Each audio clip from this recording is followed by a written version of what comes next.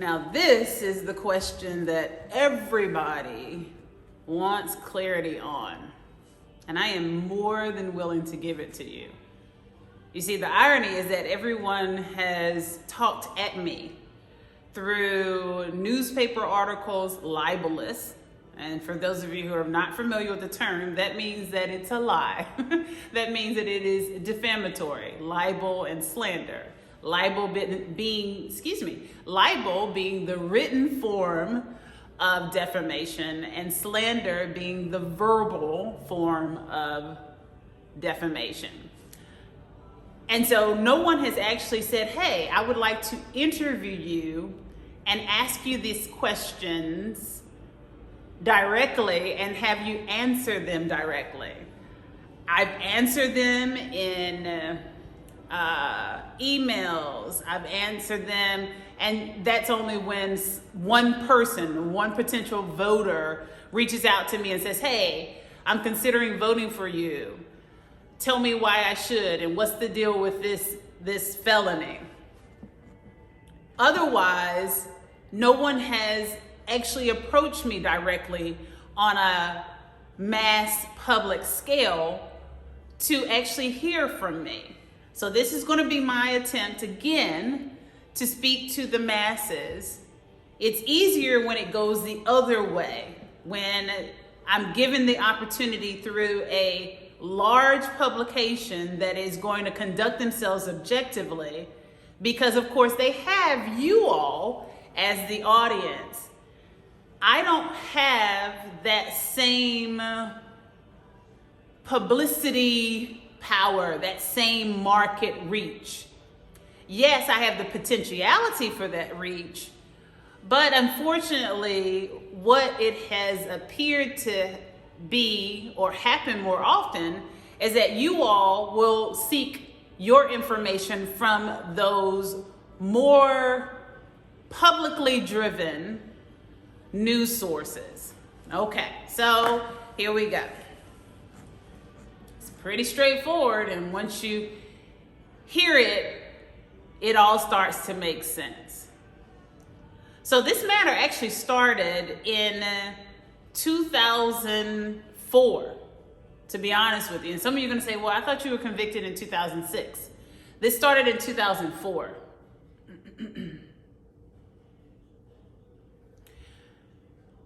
Whew. I was a victim of identity theft in 2004.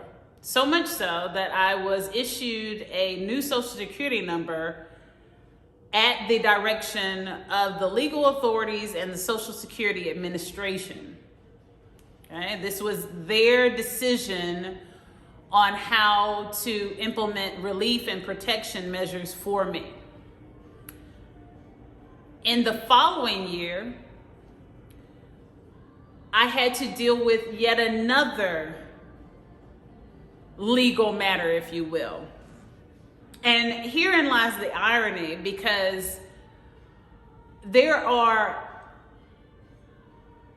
belief systems and folklore in my culture that suggest that if you run away from your purpose in life, you will continue to experience things that push you toward that purpose until you accept and live in your purpose.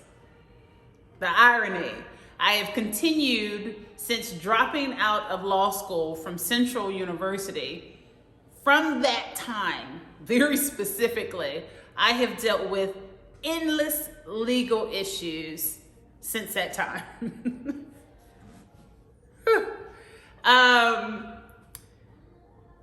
In 2005, I was working for John Robert Powers Modeling School and Agency, or a franchise thereof. You're wondering, what in the world, how does any of this have to do with anything? Oh, honey. Some of you know that I am professionally trained dancer, professionally trained in the theater arts, performing arts. You do know, because I say it all the time, I'm a scientist and an economist, and soon to be a licensed attorney. And soon, of course, in my last year of law school, which I'm in now, of course, and I'll have my Juris Doctor. You'll also hear me say that I'm a PhD ABD, and that'll be a story for another video, because you have to be wondering. I've been wondering, if you're wondering, why in the world is she still at ABD if she's been saying she was PhD ABD since 2015? That's been, oh God, woo, 7 years. Whoa. I just processed that, and I will definitely be doing the next video on that matter. And it is unfortunately a legal matter as well. All right, so we get back to John Robert Powers. I was highly sought after as one of the modeling instructors because of my training. Also at that time, I was attending University of Louisville to finish my Master's of Fine Arts program. I did not get to finish that program because I ended up in prison wrongfully in 2006. And I'm not laughing because none of this is funny. It is nervous laughter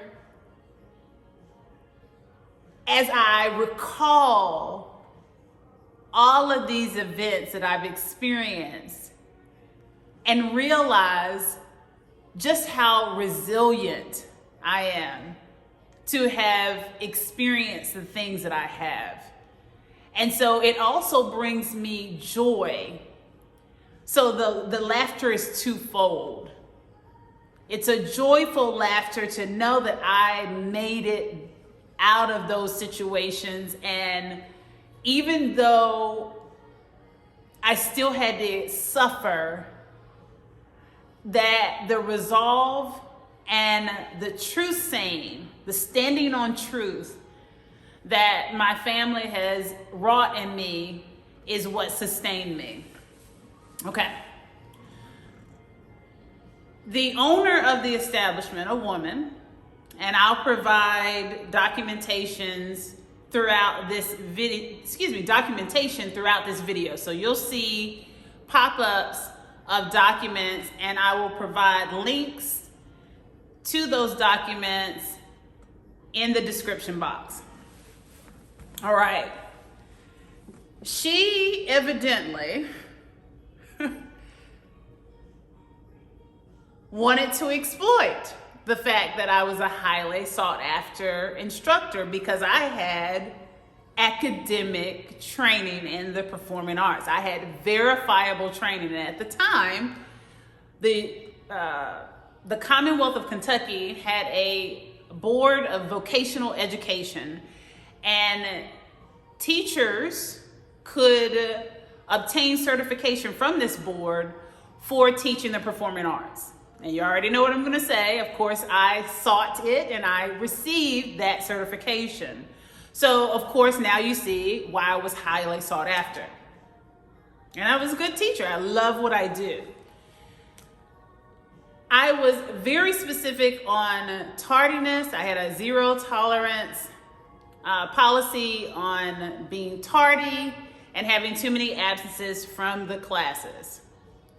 Well, one particular evening, one of the students, again, was running late, and that was the final straw for my policy. And his parent was livid because she wanted him in the class. And when the class ended, she met me at my then cute little Volkswagen convertible Beetle that I had back then. And she wanted to have a good talking to me. You know what I mean? She let me know that she had paid $5,000, da da da da da. And when she said $5,000, I thought, no, lady, no, $3,750. That's what my contract says. $37.50, not $3,750. $37.50 is what I got per head. And she said, no. I've signed a contract for $5,000 for your instruction. I said, well, you know what? You need to show me this contract. She said, sure will. I'll bring it back. Sure enough, she showed me, and I was outdone. And then other parents came forward and they showed me the same.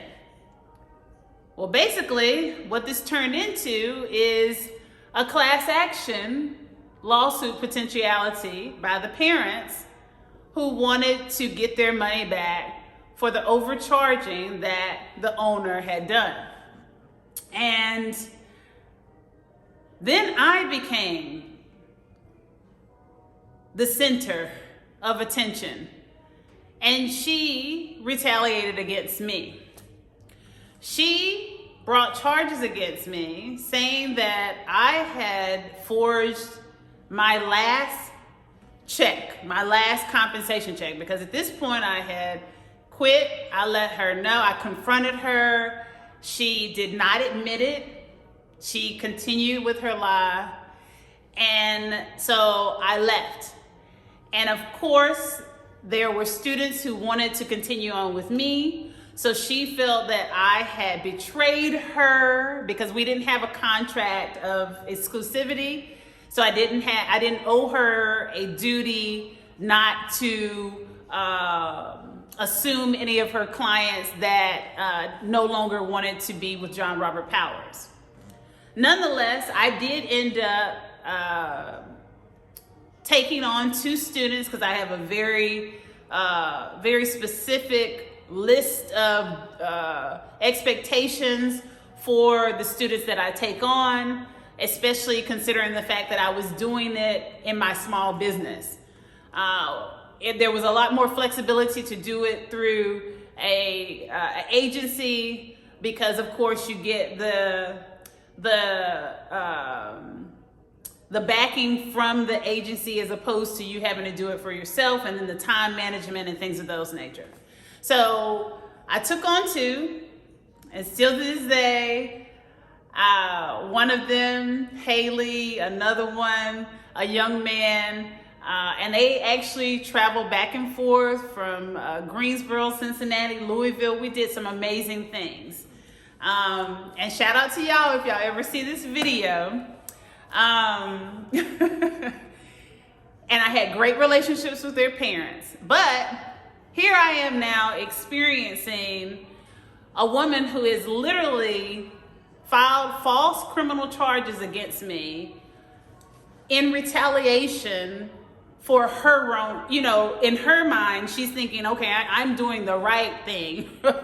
And of course, she knew that she was doing the wrong thing, but she's retaliating against me when in truth, she's the wrongdoer. Okay? So here I am in this situation.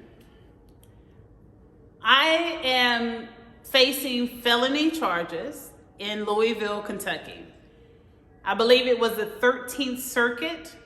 And if you're familiar with the Commonwealth of Kentucky, the court systems, as you go higher in the circuits, that's the worserer. And I'm going to use some colloquialisms. My fellow diasporans will know this. This is Jamaican slang. It just means that it's, that's how you give a superlative to a word.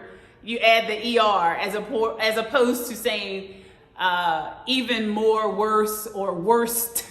You just say worser. So basically the 13th Circuit was bad. It was very bad, y'all. Now remember, I've got some legal knowledge. I'm not a lay person at this point. I don't have a Juris Doctor at this point, but I'm not a lay person.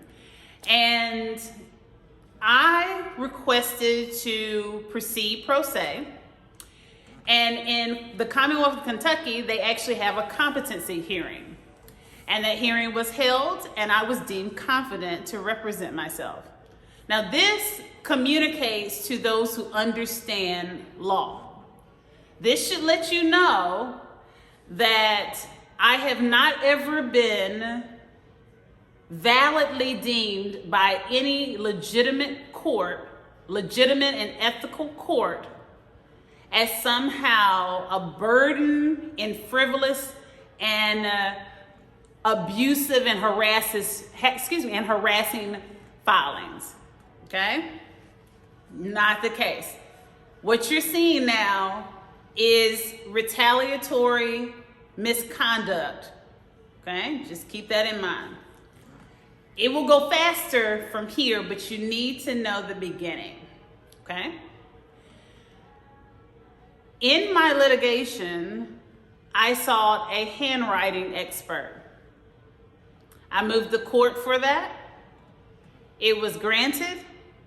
The handwriting expert completed their investigation and analysis and rendered a decision.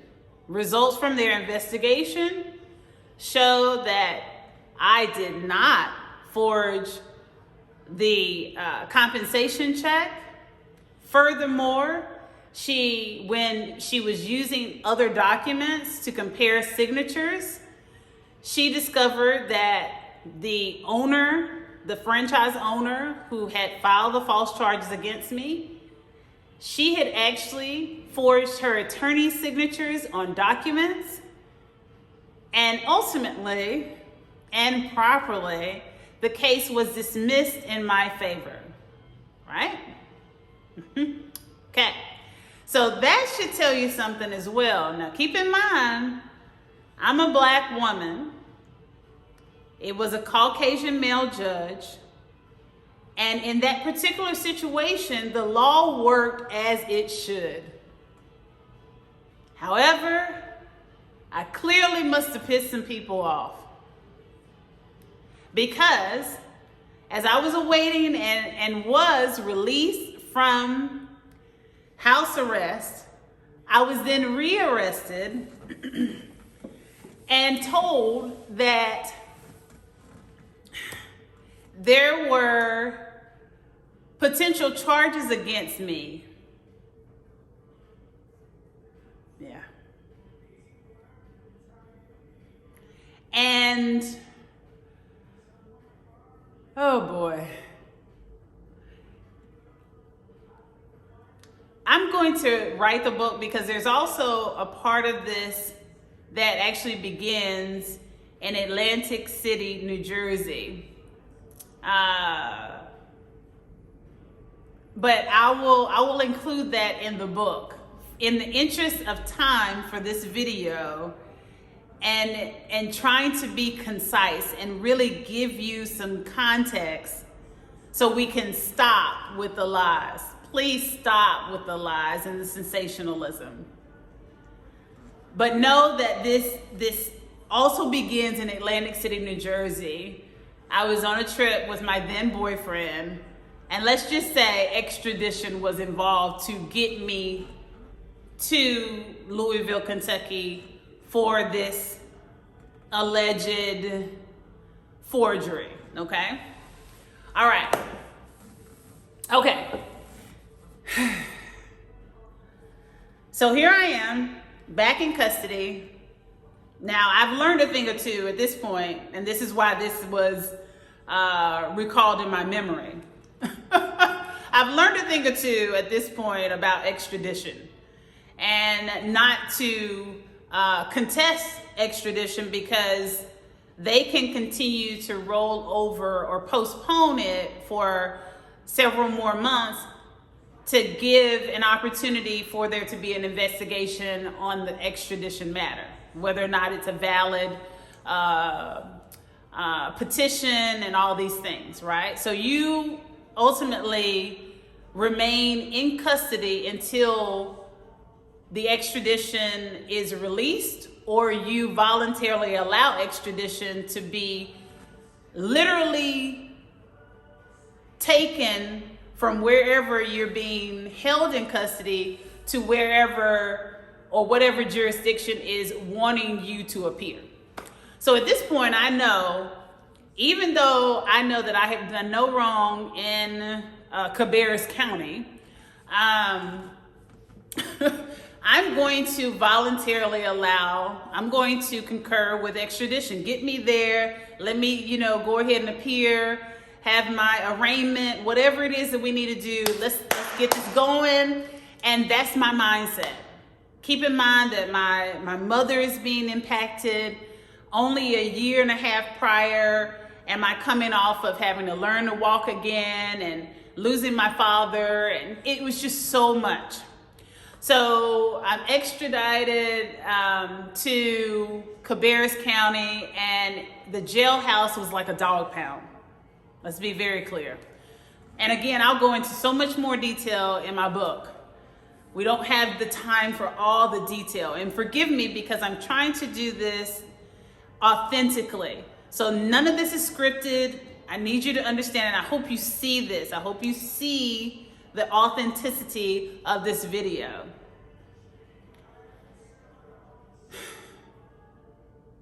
Woo! I have my arraignment. I'm appearing before the judge, and I am requesting at this point, because this man is saying that I've got 30-some charges of obtaining property by false pretenses and felony identity theft that I'm facing, and I'm facing like a year or 2 years per charge, or and so many years potentially for the felony charge. And I'm like, oh no, no ma'am, no sir. So at this point I say, okay, let me not be a fool. Even though I'm apt, keep in mind, I'm legally apt, but I'm like, okay, let me actually seek some representation. Let me not go into this blindly, because now we're in an arena. The Commonwealth of Kentucky does unfortunately have its history in racism, but not so much so as my native state that I know how they roll. Historically in Concord and in Cabarrus County. So I said, oh, no. We need to make sure that, that I am not going to underestimate whatever it is they're trying to do here. Okay? I request for a time a continuance. That continuance is denied. The judge sets the hearing, the beginning of trial, for the end of that week. That trial lasts, I want to say, for 3 or 4 days. I was railroaded through it. During this trial, for voir dire, which is selection of the jury, because of course I asked for trial by jury, because of course, listening to this man talk, he definitely had intonation of those who don't particularly care for smart black women and don't particularly care for black women, period. Black people included, in general. During the selection process, every attempt that I made to assert my rights was countered by complete disregard for due process, those basal constitutional rights. I was left with an all-white jury. And if I remember correctly, it was an all-white male jury at that. So I've got a white female DA, a all-white jury, a white judge, and none of them even remotely fit the disposition of equity. And quite the opposite. So I litigated my ass off. And my mother was there every day in the courtroom. And there were so many times where I would turn around and we would lock eyes. And that's what kept me focused. We were just amazed at the things that they were doing. Nonetheless, we had a glimmer of hope. And that glimmer was I was knocking them down, honey. I was knocking them down with everything that I could recall from my little bit of legal training that I had had in my first year at Central University, and what I have generally known, because I've always had a disposition for law.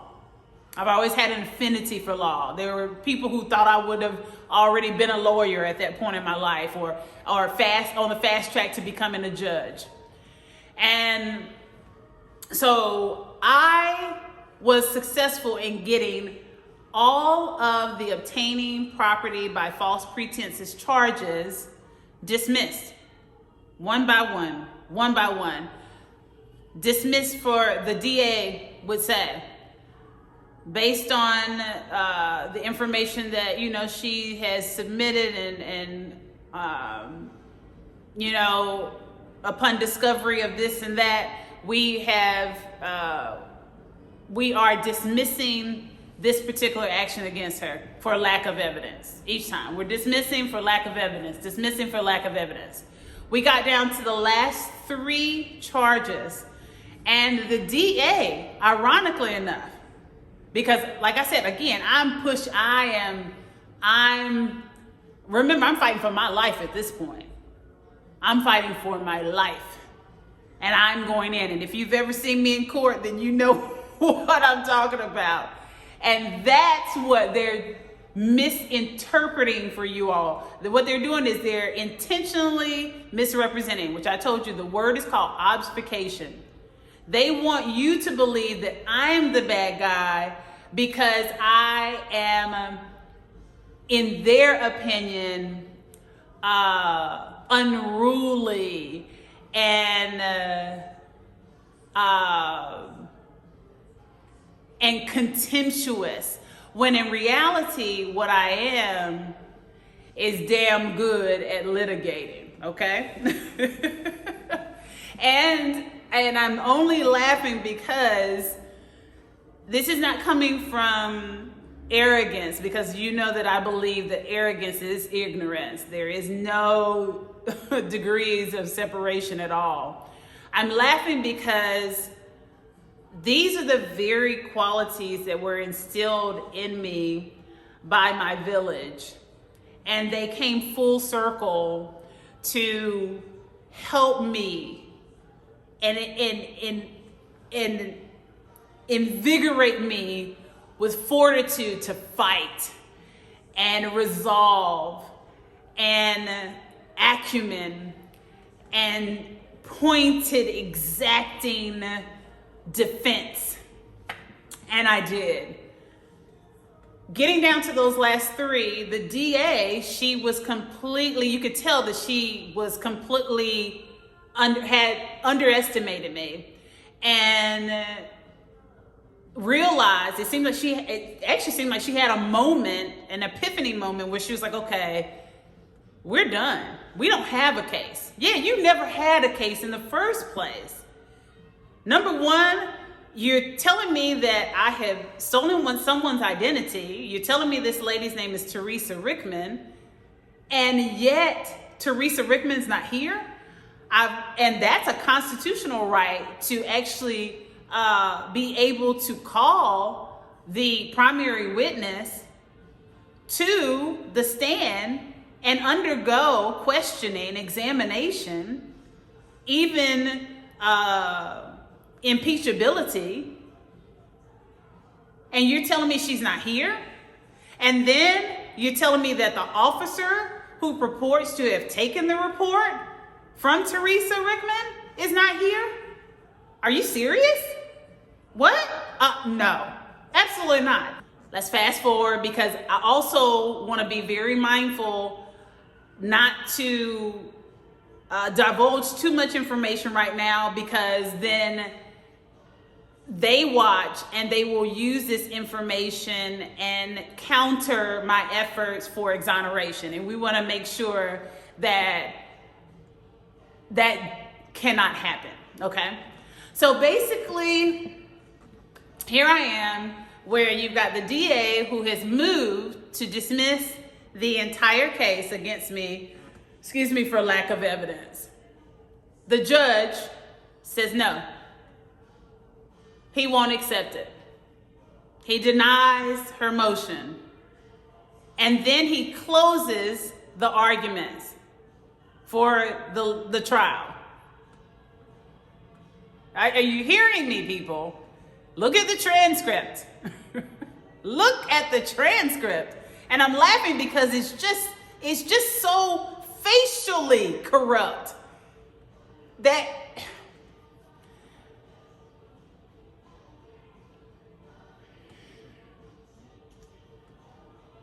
okay.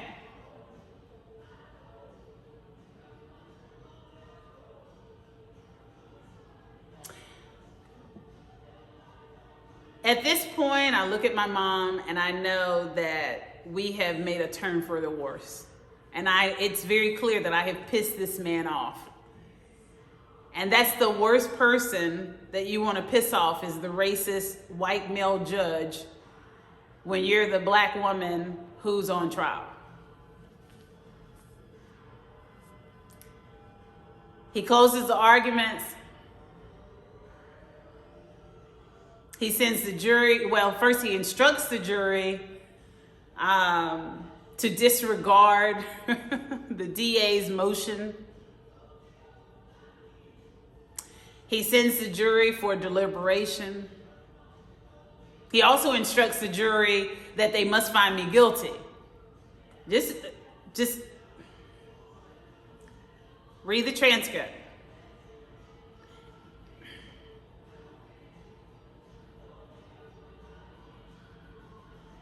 And at this point, I'm trying to figure out, and I'm trying to recall all the legal measures that I can assert, the procedural law that I can assert at this point. And I'm asserting everything. I moved to recuse that judge probably 10 times in a row. Look at the transcript. During the trial, I moved for a mistrial probably another 10 times during the trial. When I tell you that I was fighting for my life, I was. And it was also obvious that he was getting off on it, because at any time he could have attempted to hold me in contempt for continuing to raise the same motion, but it was like he got a kick out of seeing me struggle. Like he was standing over me, had pierced me like I was a fish, and he had pierced me and was enjoying seeing the fish flap around and fight for his life, fight for air. He then had the jury return. They returned, obviously we know the story now, they returned a guilty verdict unanimously. And he gave me the maximum for each of the obtaining property by false pretenses, which were misdemeanors. And it was, I think, 6 to 9 months.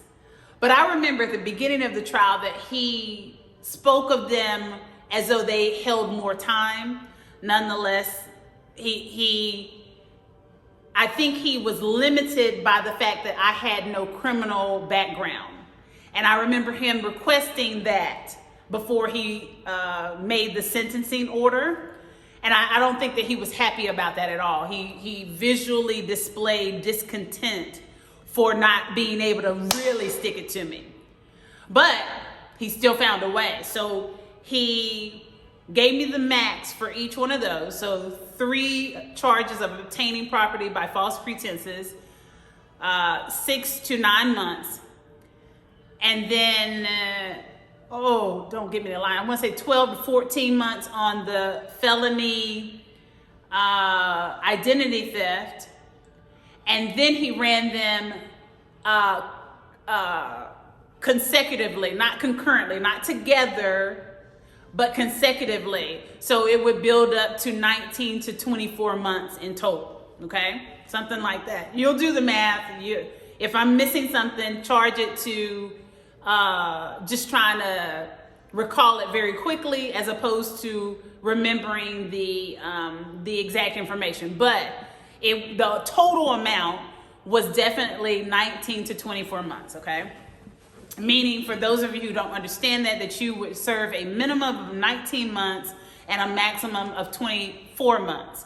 I served 20 months.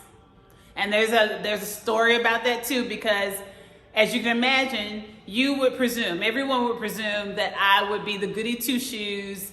And even those who have experienced imprisonment, they would probably say, oh yeah, you're a short timer. And in fact, they would make comments like that when I was in prison. You're a short timer. You're not a lifer. You're not a long timer. Like, just do that. You can do that and handle that, and nobody really cares. We're not going to give you any pity for that, right? And so people had an expectation I would be out in 19 months, because I'm not trying to do anything that would cause me to be here more than at all. I remember at that point, and prior to that, well, I'll put that in the books because we got to keep going, because I'm already probably 30 minutes into this video. The point I'm making here is that what you're seeing is that there's a lot more to the story than just, oh, Miss McDaniel filed 162 cases in 72 counties over, evidently based on Richard Huffman's affidavit and the time frame that they're talking about, over the span of about 2 or at most 3 years. It sounds ridiculous. And why? What is the motivation? Have any of you asked these pertinent questions? Any? What are the 162 cases for? Who are the defendants? What is the cause of action? If you don't understand those legal terms, just think of it self-explanatory wise. What is the cause of action? Why? What tort, what civil wrong did some defendant do, some person do, that I filed suit against them in 72 different counties? For what? Counties where I've not ever been, at best maybe driven through? And I have supposedly also filed indigent. Indigent is a petition, let me restate that. To proceed indigent, you must petition the court, and that motion has to be considered and granted. That process is more straightforward, and it can be granted by the clerk, absolutely, but generally you need to be present for that process. I've not been to these courthouses in 72 counties. Have you all considered how ridiculous this is? Also considering that this is during a time where I am actively running for office. I am actively in my PhD program. I am actively running my business. I am actively an on-call single parent for my son who has a disability and a 504 plan that requires me to be on call, effectually on call, to CMS, going back and forth. And recall all the drama that I was put through, me and my son, when we were enrolled in CMS during this time. How would I have the time to do that? And then coupled with the fact that you all are just now learning that I also began law school. I began law school January? I began law school in 2014. Wait, no, I'm sorry. 2014 was my PhD program. I began law school in 2018-19, okay? Good gracious, time is going by so fast. So how was I able to do this? So this is right during the time. When I began law school, it was right during the time that they claimed that I'm out here going to all these different counties and filing 162 lawsuits. Come on. Now, you wonder, who is Richard Huffman and why does this have anything to do with your criminal action? So I'm going to close it with this.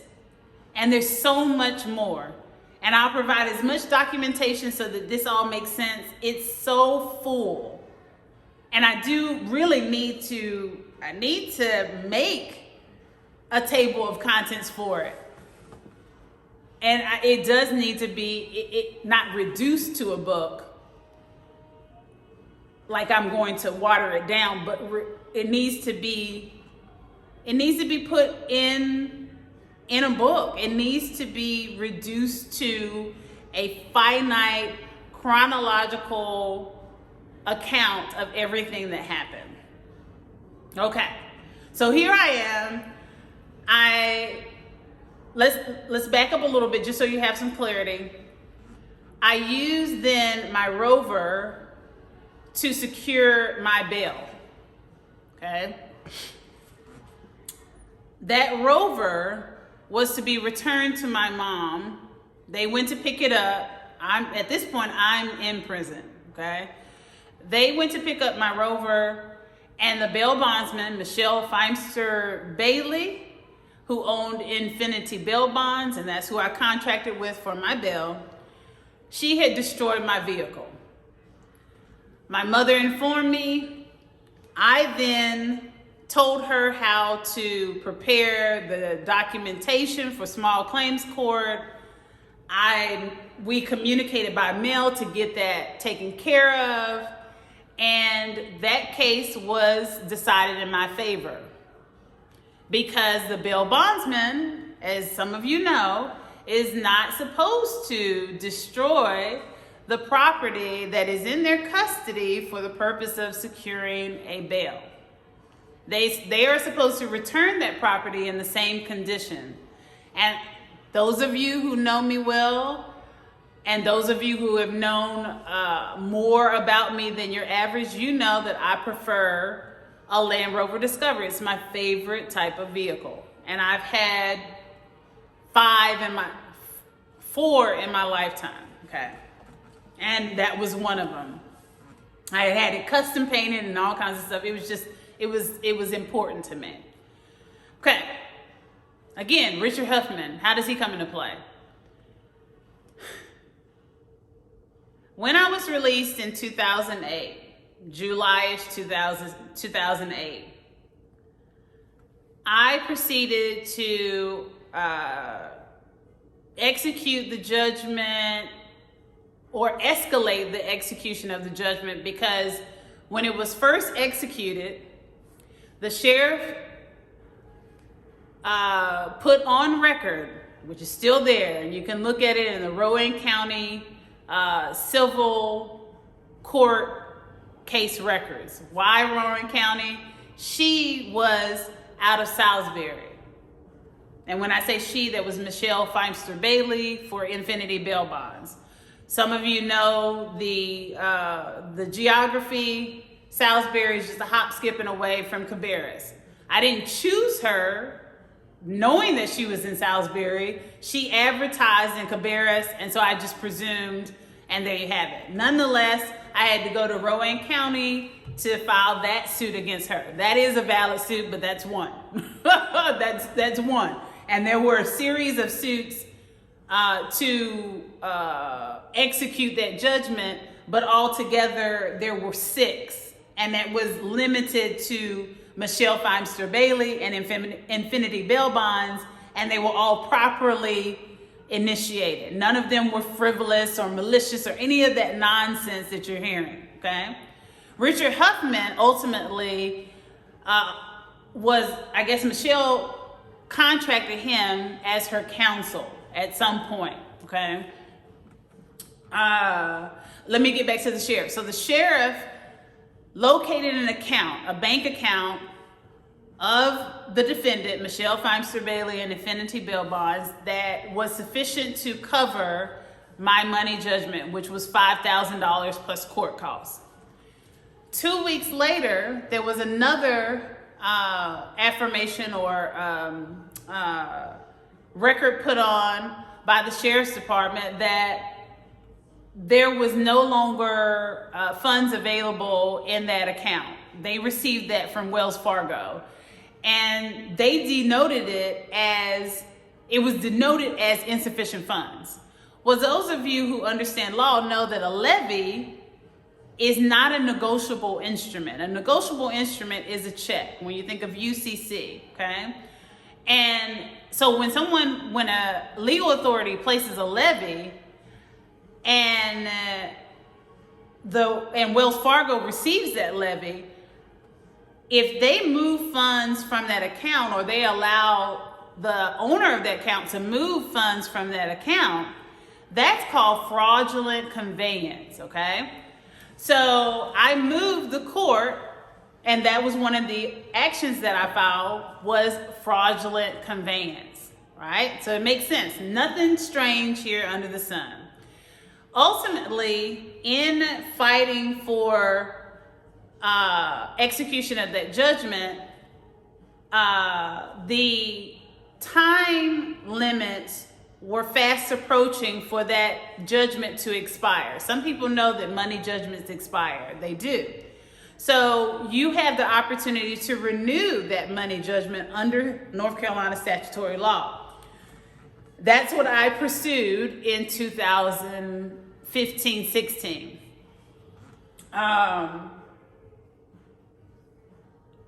Richard Huffman, again, was her counsel. I learned of this after serving her the proper way, serving her through certified mail, and she tried to avoid service. Then I served her through the Secretary of State, which is service that cannot be rebutted. And so then the case proceeded. Michelle did not appear. Default judgment was entered by the clerk, and then there's another step where you get judgment on the proceedings. Some of you know these things, some of you don't. Nonetheless, during a hearing that I learned of very late, Richard Huffman showed up and I was floored. They overturned the default judgment and gave him judgment on the pleadings, and of course in favor of Michelle Bailey, with no justification, because the renewal of a judgment, a money judgment, is a completely procedural thing. And there was no good reason to deny renewing the judgment. The express fact that the judgment had not been paid was sufficient to renew the judgment. The fraudulent conveyance was further substantiation for renewing the judgment. Immediately thereafter, Richard Huffman filed a motion for a gatekeeper order or injunctive relief, and claimed in an affidavit, which is fraud. And I'm laughing because he's still walking around just doing whatever he wants to do, and he has not been arrested, and he has not had to answer any of my lawsuits, because clearly the gatekeeper order was the proactive preemptive offensive strike to prevent me from seeking relief from the unlawfully retaliatory things that they were about to do. Get it? Are y'all following me now? So in his affidavit, he then writes, I have done a search of cases through the North Carolina system, and I have found that she has filed 162 cases in 72 counties, and this substantiates why she should be held to a gatekeeper order.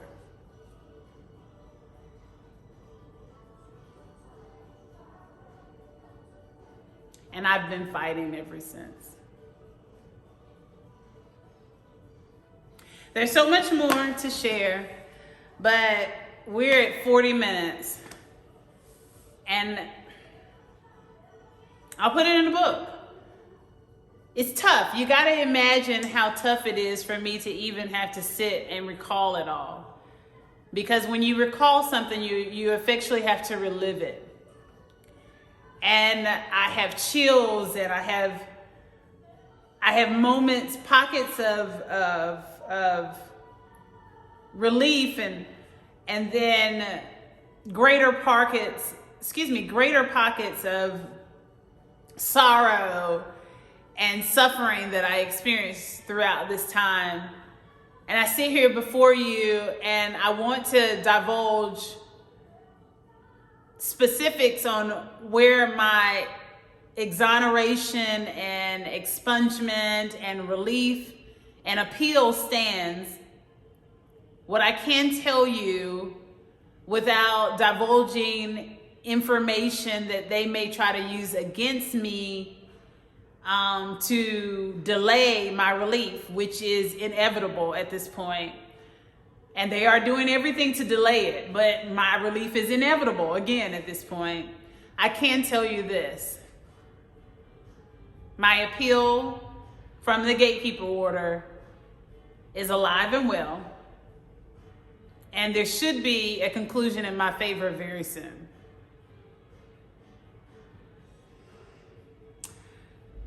As always, if you have any specific questions, please feel free to reach out to me. I am available for interviews. I am only permitting or otherwise legally authorizing the full replay of my interviews in their entirety.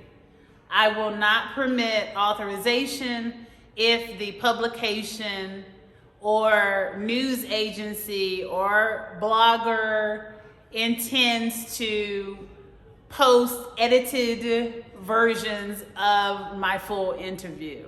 And this, of course, is for obvious reasons, to combat proactively any attempts at defamatory conduct. Again, I am Tigress Sydney Acute McDaniel, your best candidate for Mayor of Charlotte 2022. Let's do this, Charlotte. Ya verás. Ya verás. Ya verás. Ya verás. Since a little girl, I've had dreams out this world. Blaming it on my mama, Lodi say third album underworld. Left and right brain, I know you changed the frame. And no, Tigress is not just my nickname. We only got one life, and I'm gonna live it. So I get up, choose my player, push play and rock with it. I got this concept, and I'm running with it. One vision, 9 concepts, and I got better with it.